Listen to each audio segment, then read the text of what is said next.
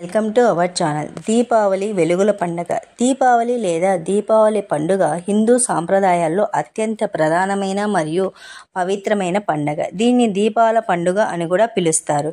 ఈ పండుగ అశ్వయుజ మాసం లేదా కార్తీక మాసంలో అమావాస్య రోజున జరుగుతుంది. ఈ రోజు ప్రకృతి నిండా చీకటి తొలగి వెలుగు నింపే రోజు అని భావించబడుతుంది. పురాణ ప్రాముఖ్యత. పురాణాల ప్రకారం దీపావళి రోజున శ్రీరామచంద్రుడు సీతమ్మ వారితో పాటు లంకలో రాక్షసరాజు రావణుడిపై విజయం సాధించి అయోధ్యకు తిరిగి వచ్చాడు. ఆ ఆనందాన్ని వ్యక్తపరచడానికి ప్రజలు ఇళ్లలో దీపాలు వెలిగించి ఆయనకు ఘనస్వాగతం పలికారు. అప్పటి నుంచి ప్రతి సంవత్సరం ఈ రోజున దీపావళి జరుపుకునే సాంప్రదాయం ఏర్పడింది. అలాగే మరొక విశ్వాసం ప్రకారం ఈరోజు మహాలక్ష్మీదేవి సముద్ర మథనంలో బయటకు వచ్చిందని కూడా అంటారు. అందుకే లక్ష్మీదేవిని ఆరాధించి సంపద, ఐశ్వర్యం, ఆరోగ్యం, సుఖ సంతోషాలు కోరుతారు. ఆధ్యాత్మిక సందేశం. దీపావళి పండుగ కేవలం దీపాలు వెలిగించడం మాత్రమే కాదు.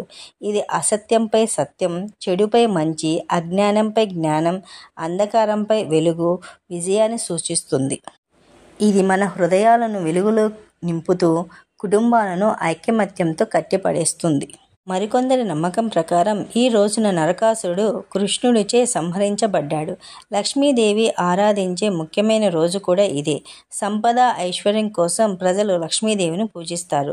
ఎలా జరుపుకుంటారంటే ఇళ్లను శుభ్రం చేసి నూనె దీపాలతో అలంకరిస్తారు, పటాకులు కాలుస్తారు. పెద్దలు, పిల్లలు కొత్త బట్టలు ధరించి కుటుంబ సభ్యులు, బంధువులకు శుభాకాంక్షలు చెబుతారు.